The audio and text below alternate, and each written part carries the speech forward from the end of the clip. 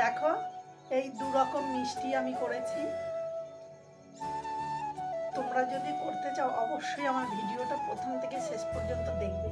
আর এইটা হয়েছে আমার সুজি দিয়ে, তোমরা এটা সন্দেশই বলতে পারো আর বরফি বলতে পারো। ভিডিওটা যদি প্রথম থেকে শেষ পর্যন্ত দেখো তাহলে সমস্ত কিছুই দেখতে পারো আমি কীভাবে করেছি। এই দেখো দু রকম সাইজের করেছি, অবশ্যই ভিডিওটা দেখো যেমন ভিডিওটা কীভাবে আমি করছি। Hello friend, good evening. কেমন আছো তোমরা সবাই? আশা করি ভালো আছো, আমিও ভালো আছি, আমার পরিবারও ভালো আছে। অতিরিক্ত গরম। এখন দেখো কি সুন্দর একটা বিকেল, তোমাদের সঙ্গে আমি একটা রেসিপি শেয়ার করছি। সেটাই দেখো, আমি সুজি নিয়েছি 100 গ্রাম, আর এই যে একটা আম দিয়ে তোমাদের একটা মিষ্টি করে খাওয়াবো, সন্দেশ বরফিও বলা যায়। তাহলে তোমরা দেখতে থাকো, একদম সহজ উপায়ে করবো, সবাই এইরকম করে খেতে পারবে। কী কী লাগছে আর কীভাবে করছি দেখতে থাকো। দেখো আমি 1 কেজি দুধ নিয়েছি, তার থেকে আমি 500 মতন দুধ নিয়ে নেব।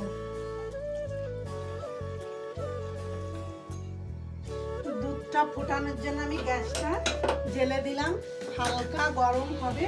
আমি 100 গ্রাম মতন পাউডার দুধ নিয়েছি, দিয়ে দেব। আমটাকে আমি সুন্দর করে ধুয়ে নিয়েছি, এবার ছুলে গোটা আমের পালটাকেই বার করে নেব। আমটাকে আমি সুন্দর করে ছুলে নিয়েছি, এখন আমি এই মিক্সিতে করে পালটাকে বার করব।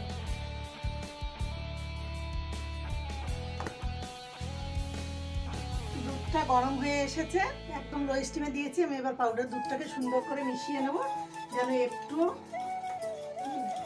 চাকা না হয়। দুধটা দানা থাকলে তাহলে সন্দেশটা বা বরফি যেইটা আমি করবো মিষ্টিটা, সেইটা মানে সুন্দর ফিনিশিংটা আসবে না। দুধের সঙ্গে আমি অ্যাড করবো 3টা এলাচ। আর এলাচ গুঁড়ো হলে বেশি ভালো হয়, কিন্তু আমার কাছে এলাচ গুঁড়ো নেই বলে আমি গোটা এলাচটাই অ্যাড করলাম। এখন দুধের গ্যাসটাকে আমি হালকা বাড়িয়ে দিয়ে দুধটাকে সুন্দর করে ফুটিয়ে একটু ক্ষীরের আকারে পরিণত করে নিই। দুধটা পুরো ক্ষীরের মতন হয়ে গেছে, এখন আমি দুধটাকে নামিয়ে নেব। এখন আমি এই কড়াইটাতে সুজিটাকে দিয়ে রেডি করব, ওই জন্য এই কড়াইটা বসিয়ে দিলাম। কড়াইটা গরম হয়ে গেছে, আমি কড়াইয়ে ঘি দিয়ে দেব।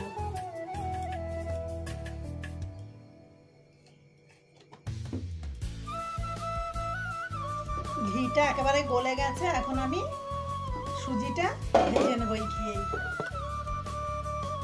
সুজিটা ভাজতে ভাজতে একদম অল্প পরিমাণে আমি নুন দিয়ে দেবো। মিষ্টি জিনিসে নুন দিলে স্বাদ বাড়ে। আর দিয়ে দেবো চিনিটা। সুজির কালারটা এত সুন্দর এসেছে, এখন আমি দুধটা দিয়ে দেবো। একদম ক্ষীরের মতন হয়ে গেছে এই দুধটা। আমি কিন্তু গ্যাসটাকে একদম লো স্টিমে দিয়েই পুরো রান্নাটা কমপ্লিট করব।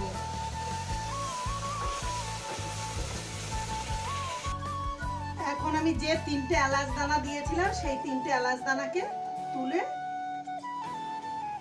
ফেলে দিলাম।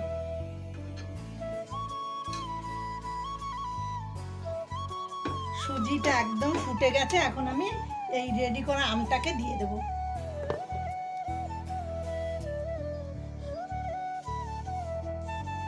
সুন্দর করে আমি এই আমের সঙ্গে এই সুজির সঙ্গে সুন্দর করে মিশিয়ে নেব। তার সঙ্গে তোমাদের সঙ্গে আর একটা জিনিস শেয়ার করবো, আমি হালকা একটু ফুড কালার দিয়ে দেবো, কালারটা আরো সুন্দর আসার জন্য।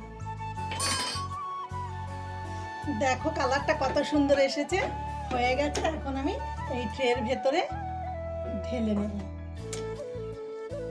এই ট্রেটার ভেতরে আমি একটুখানি ঘি বুলিয়ে নিলাম, হাতে ঘি মাখিয়ে বুলিয়ে নিলাম।